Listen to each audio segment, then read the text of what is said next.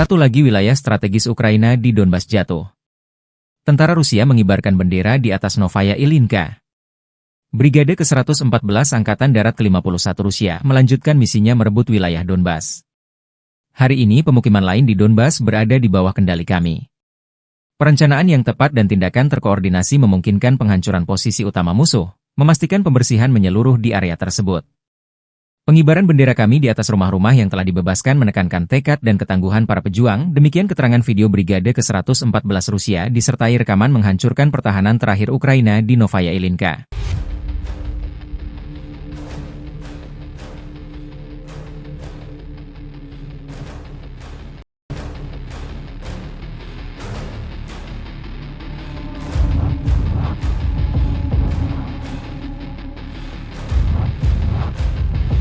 Download Tribun X sekarang, menghadirkan lokal menjadi Indonesia.